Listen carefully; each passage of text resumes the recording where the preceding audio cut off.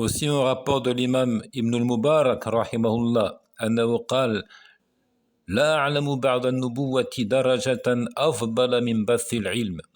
Ibn al-Mubarak qui disait je ne connais pas après la prophétie un degré meilleur que celui de la diffusion du savoir.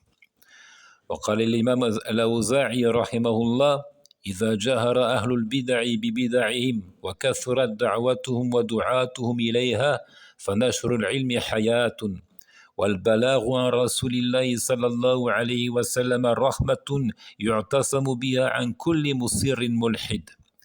On rapporte aussi donc de l'imam al-Awza'i qu'il dit si les hérésiarques affichent ouvertement leurs innovations, que leurs prêches et que leurs prédicateurs sont légion, alors la diffusion du savoir est un moyen de rester en vie.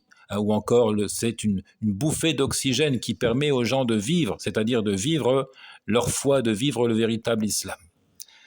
Transmettre du messager d'Allah est une miséricorde à laquelle on se rattache contre toute entêté qui persiste dans le blasphème, qui persiste, qui s'entête à être dans l'athéisme.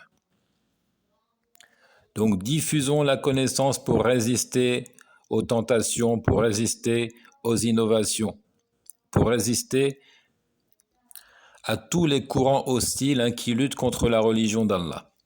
ومن أعظم العلوم الواجب نشرها علم التوحيد.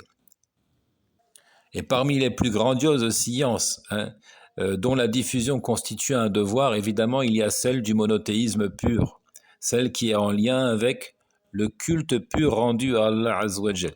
قال العلامة عبد الرحمن بن حسن آل الشيخ اجتهد في نشر التوحيد بأدلته الخاصة والعامة فإن أكثر الناس قد رغبوا عن هذا العلم.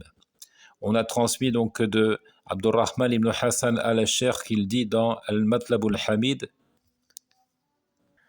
déploie des efforts, fournit des efforts afin de répandre le pur monothéisme étayé par des évidences spécifiques et générales.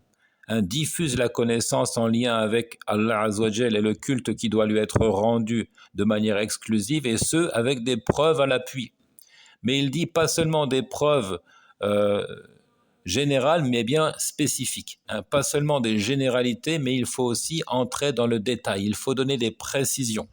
Car la plupart des gens ont de la réticence. La plupart des gens ne donnent aucun intérêt à cette science. Donc cette précision, elle est très importante. Le fait de spécifier que les arguments que nous avançons ne doivent pas seulement être des arguments d'ordre général. En réalité, donc, la science est un remède, c'est un moyen de guérir les maux. Et comme le fait le médecin lorsqu'il soigne un malade, il prescrit ce qu'il faut dans la mesure requise. Vous savez que pour tout médicament, il y a une posologie. Donc, par exemple, si une contrée musulmane souffre du mal du chiisme, il faudra insister là-dessus, il faudra rappeler les mérites des compagnons. Si une autre contrée souffre des maux du soufisme extrémiste, alors il faudra insister sur le fait que l'invocation est une adoration, que le vœu est une adoration, que le sacrifice animalier est une adoration et qu'elles ne doivent être vouées qu'à Allah Azza wa Jal seul et sans associé, et que les défunts, les morts n'entendent pas, et qu'on n'a pas le droit de se rendre auprès d'une tombe pour réaliser donc un acte cultuel. Donc, etc., etc. Comme l'avait si bien dit ici Waqi', que celui des habitants de Khurasan qui est présent espère une rétribution en dévoilant ce récit à Khurasan parce que les Jahmiya le renient. وَلَا يَقُولَنَّ إِنسَانٌ أَنَا عَمِّي وَأَنَا قَلِيلُ الْعِلْمِ فَحَتَّى الْعَمِّي وَقَلِيلُ الْعِلْمِ الْيَوْمَ في زمن مواقع التواصل يمكن المشاركة في نشر علم العلماء وطلبة العلم المتمكنين وهذا ما دعا إليه وكيع الناس. Que d'aucuns disent « Je ne suis qu'un simple dévot inculte » ou encore « Je n'ai que peu de connaissances ».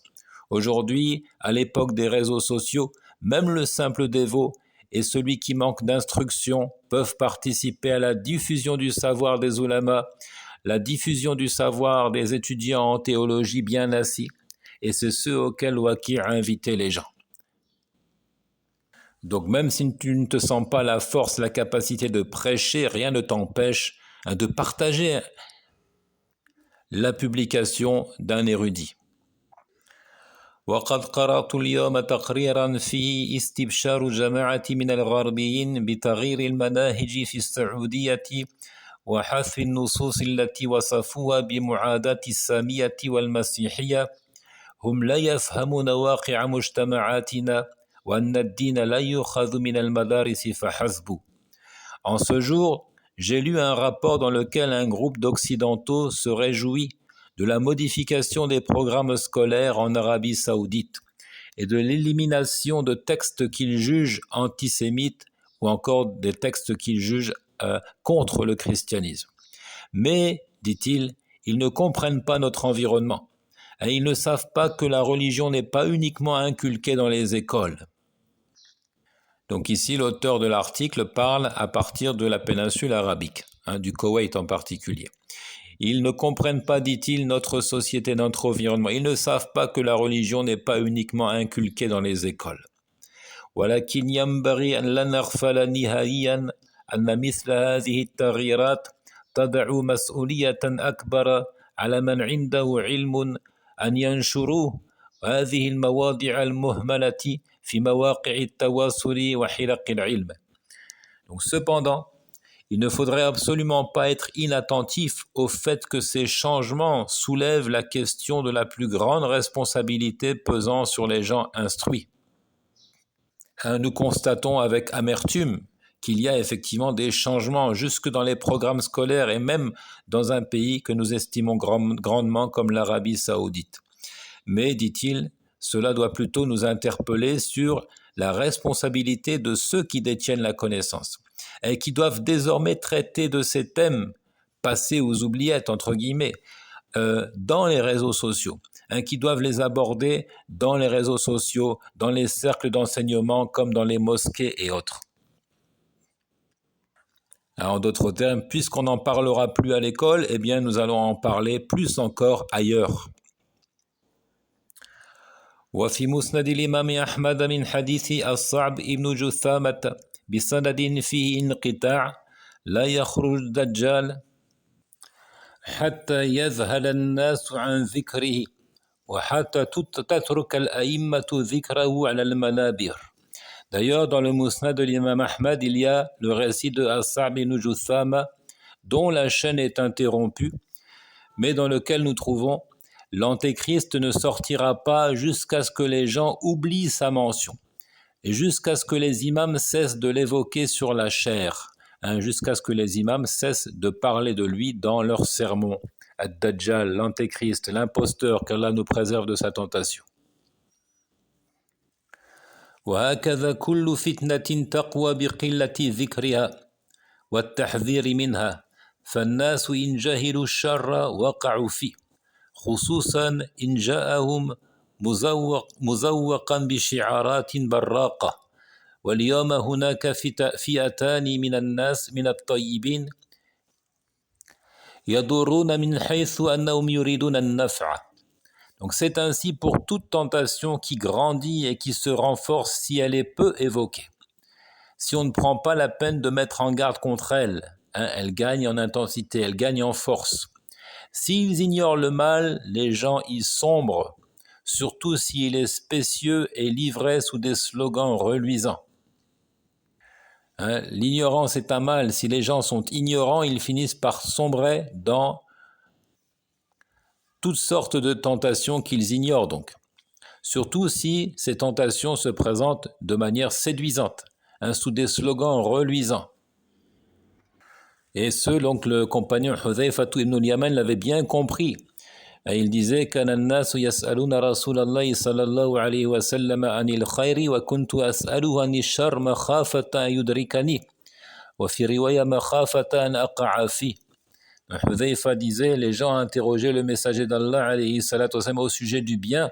Quant à moi, je le questionnais à propos du mal, de peur qu'il ne me touche ou encore de peur de sombrer dedans. Aujourd'hui, il existe deux groupes de bonnes personnes qui causent du tort alors qu'elles souhaitent bien faire.